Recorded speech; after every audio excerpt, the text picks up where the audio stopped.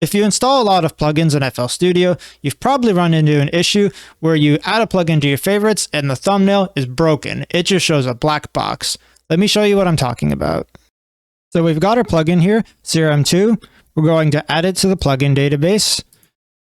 We click the browser, press Ctrl-R to refresh it, and as you can see here, the thumbnail does not load properly.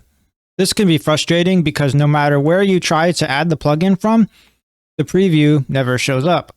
So I'm going to show you how to fix this. Step 1 is to take a screenshot of your plugin. So we're going to click on CRM2 to make sure it's selected, and then press Alt plus Print Screen. Now we can open up an image editor. I'm using Paint.net, so we can press Ctrl plus V to paste it. The next step is to crop out the window on the border. So we're going to grab the rectangle select tool.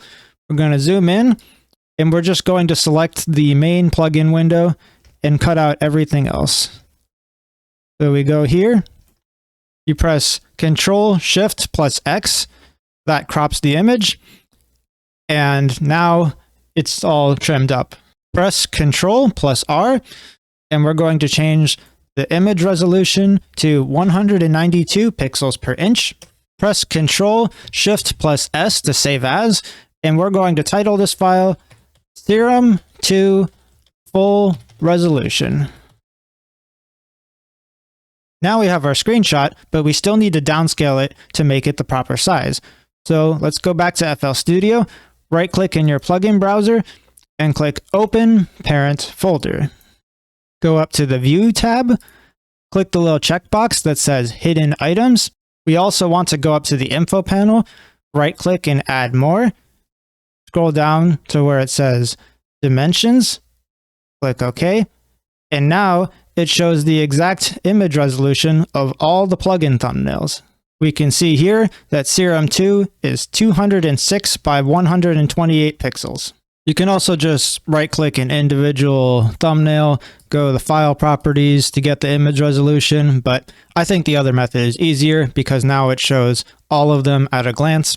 Now we can go back to Paint.net. We'll resize the image again by pressing Ctrl-R and change this to 206 pixels. Press Ctrl-Shift-S to save as, and this time we're going to remove the tag that says full resolution and just name the file Serum2. At this point, we are done with Paint.net, so we can go ahead and close it down. The final step is to replace the broken thumbnail with the new thumbnail that we just made. So I'll go to my new screenshots folder. We're going to right-click serum2.png and copy it. And we'll return to this folder. Go ahead and delete the old thumbnail. Right-click and paste in the new version. Now we just have to make the file hidden. So we right-click on it, go to the properties, click the little checkbox that says hidden, click apply, click OK.